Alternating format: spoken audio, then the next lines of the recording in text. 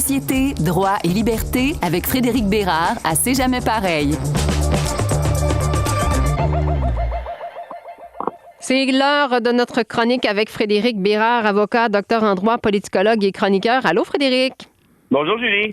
Des sujets qui nous ont interpellés au cours des derniers jours, notamment les formulaires d'embauche qui nous demandent de plus en plus, par exemple, d'être précis. Est-ce qu'on est bigenre, cisgenre, homme, femme, notre nationalité, notre langue, tout ça. Et également, on va parler de TikTok un peu plus tard ce matin. Mais d'abord, justement, pour le sujet des formulaires d'embauche, est-ce que c'est légal d'être aussi précis dans les formulaires d'embauche, aussi pointu, en fait? Je suis pas sûr, moi, que c'est parfaitement légal. Hein. Ici, c'est pas la Charte canadienne qui pourrait s'appliquer parce que la Charte canadienne s'applique uniquement quand l'État est engagé, ce qu'on appelle state action en anglais, l'action étatique en français. Par contre, la Charte québécoise, elle s'applique. Et la Charte québécoise protège essentiellement les mêmes droits que la Charte canadienne, ni plus ni moins. Donc ici, il y a quand même une certaine sensibilité à y avoir, notamment sur la question du genre, là, comme tu viens de l'expliquer. Est-ce que ces formulaires-là vont trop loin? Moi, j'aurais tendance à penser que oui. On sait que le Tribunal des droits de la personne a déjà condamné un employeur qui, lors d'un entretien d'embauche, il y a de ça quelques années, avait demandé à la personne vous êtes originaire d'où, en voulant dire quel pays. La personne était issue d'une minorité visible et l'employeur donc avait été sanctionné par le Tribunal des droits de la personne. Là, je me souviens bien, quelque chose comme 30 ou 40 000 $. Donc bref, est-ce que c'est pas autant comment je dirais, s'immiscer au moins, donc autant peut-être même davantage dans la vie privée d'un individu que de lui demander des questions sur son genre, sur son orientation sexuelle, rendu là. J'ai l'impression, moi, qu'on est, disons, dans la zone dangereuse. Et il y a un professeur à l'Université Laval qui, lui, poursuit ses démarches pour dénoncer le fait qu'il est exclu d'emploi en tant qu'homme blanc hétérosexuel. Là, on dirait qu'on est en train d'avoir le retour du balancier. Est-ce que c'est dangereux? Ouais, ça c'est Frédéric Bastien qui est pas très crédible à mes yeux là, qui c'est plutôt un plaideur qui est rulant là, qui poursuit tout ce qui bouge. Bastien ici a dit à l'université il y a un programme fédéral qui prévoit qu'on devra embaucher des nouveaux professeurs qui remplissent telle ou telle caractéristique, par exemple la couleur, par exemple l'origine. Est-ce que ça peut être problématique au final, ça, Julie? Peut-être que oui, outre le peu de crédibilité de Bastien, là, il y a quelque chose qui est quand même peut-être achalant dans l'optique où on peut se dire, est-ce qu'on exclut obligatoirement les hommes blancs hétéros? Moi, en même temps, j'essaie de faire preuve de sensibilité parce qu'on sait que pendant longtemps, les hommes blancs hétéros ont obtenu plus que leur part du gâteau, en quelque sorte. Ils ont été plus avantagés.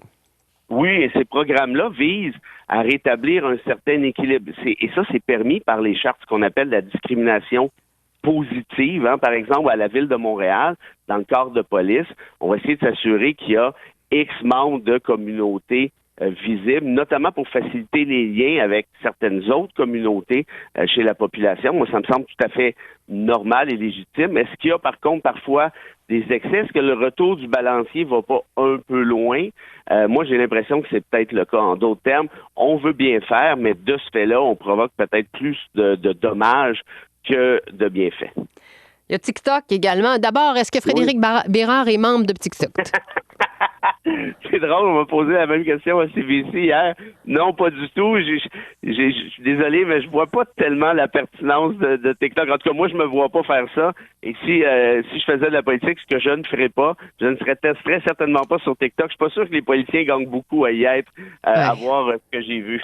Mais tu vois, moi, je racontais un peu plus tôt cette semaine que j'y étais parce que j'ai 2 jeunes adultes à la maison, 18 et 20 ans, qui m'envoient souvent des vidéos qui veulent que je regarde. Fait que je me disais peut-être que Frédéric, parce qu'il est papa aussi, doit aller voir TikTok de temps en temps parce que sa fille lui demande d'aller voir TikTok. Mais en tout cas, visiblement, t'es pas tombé dans le même panneau que moi.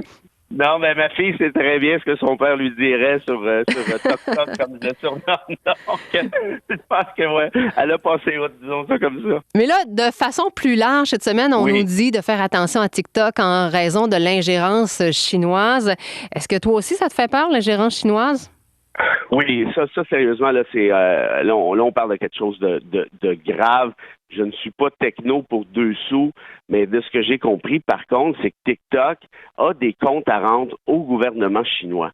C'est-à-dire que si TikTok obtient des informations personnelles sur toi, sur moi, sur X, sur Y, il peut être dans l'obligation de fournir ces mêmes informations-là au gouvernement de la Chine.